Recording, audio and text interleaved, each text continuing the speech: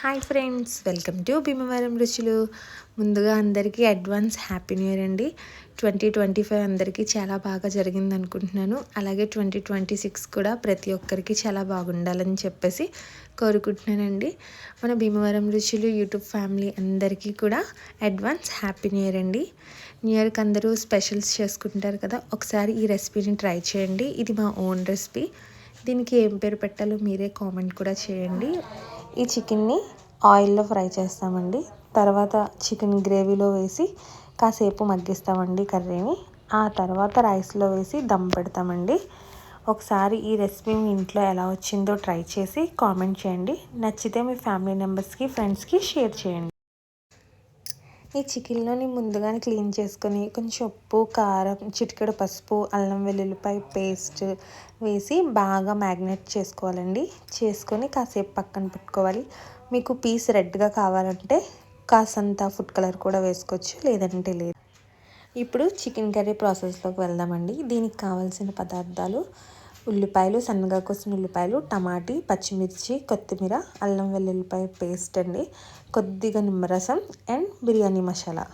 ముందుగా ప్యాన్ పెట్టి ఆయిల్ వేసుకోవాలండి. ఇది చికెన్ ఫ్రై చేసిన ఆయిల్ అండి. ఇది వేస్తేనే కర్రీ చాలా టేస్ట్గా ఉంటుంది.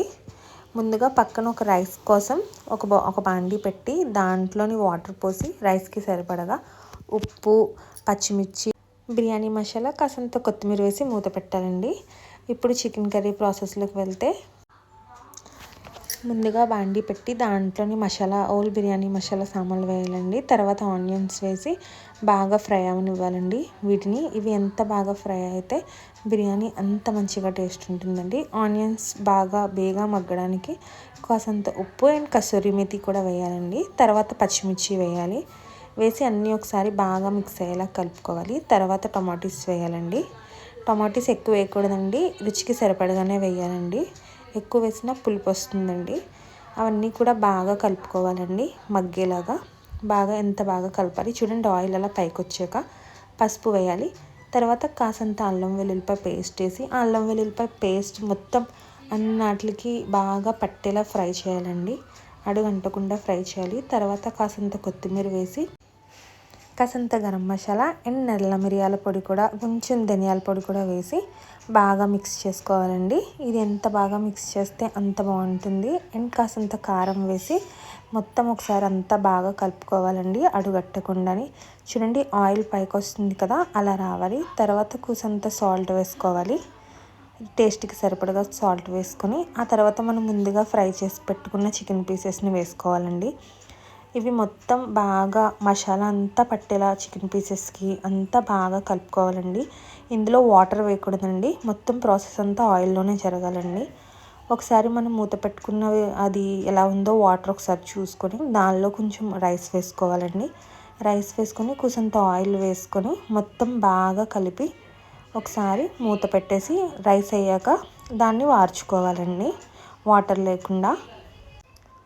చూడండి, మేము బాస్మతి రైస్ యూస్ చేస్తున్నామండి. రైస్ 80% కుక్ అయితే చాలండి. తర్వాత బాండీలో ఆయిల్ వేయాలండి. ఆయిల్ వేసి మనం ముందుగా కుక్ చేసి పెట్టుకున్న రైస్ వేసుకోవాలండి. రైస్ని బాగా సర్దుకోవాలండి బాండీలోని. తర్వాత మనం ఫ్రై చేసి పెట్టుకున్న ఈ పీసెస్ వేసుకోవాలండి. పీసెస్ వేసి కూడా బాగా సర్దుకోవాలి. ఒక లేయర్ రైస్ వేసాక ఘీ కానీ డాల్డా కానీ వేసుకోండి. ఈ ఘీ దేశీ ఘీ అండి. కావాలంటే ఒకసారి మన ఇన్స్టాగ్రామ్ పేజ్ చెక్ చేయండి. కావాలంటే ఆర్డర్ పెట్టుకోవచ్చు, మేము పంపిస్తామండి. తర్వాత మళ్ళీ రైస్ వేసుకోవాలండి. రైస్ వేసుకొని కూసంత ఘీ ఆర్ డాల్డా వేసుకొని ఆ తర్వాత కొంచెం మనం రైస్ ఉడికించిన వాటర్ ఉంటుంది కదండి, అది వేసుకోవాలి. కాస్త షాజీరా కూడా వేసుకొని కాస్త మేము ఎల్లో కలర్ ఫుడ్ కలర్ వేస్తున్నామండి. దీన్ని పాలల్లో మిక్స్ చేసి వేస్తున్నామండి. పైన కూసంత ఘీ వేసి కాస్త గరం మసాలా వేస్తున్నామండి. అప్పుడు మంచి ఫ్లేవర్ఫుల్గా వస్తుంది రైస్. స్మెల్ కూడా తీసిన వెంటనే మూత చాలా బాగుంటుందండి. కొంచెం కొత్తిమీర వేసి ఒకసారి మనం ఫ్రై చేసిన ఆయిల్ కూడా కాస్త వేసి దమ్ పెట్టేసుకోవాలండి. దీన్ని మూత పెట్టేసి 10 మినిట్స్ లో ఫ్లేమ్లోని, 5 మినిట్స్ హై ఫ్లేమ్లోని పెట్టి దమ్ చేయాలండి. చూడండి, మూత తీసాక దమ్ ఎంత బాగుందో. ఆ రైస్ కూడా చూడండి విడివిడిగా ఎంత బాగా కనిపిస్తుందో. చూడండి, perfect biryani for new year celebrations అండి. దీన్ని మీరు తప్పకుండా న్యూ ఇయర్ రోజు ఇంట్లో ట్రై చేయండి. ట్రై చేసి టేస్ట్ ఎలా ఉందో మాకు చెప్పండి. అండ్ ఈ బిర్యానీకి ఏం పేరు పెడితే బాగుంటుందో కూడా కామెంట్లో పెట్టండి. మేము పెట్టిన రెసిపీస్ అన్నీ మీరు ప్రిపేర్ చేసుకొని మాకు కామెంట్స్ పెడితే మాకు ఇంకా ఎన్నో రెసిపీస్ ట్రై చేయాలని చెప్పేసి ఉంటుందండి. నచ్చితే మా ఛానల్ని లైక్ చేయండి, సబ్స్క్రైబ్ చేయండి.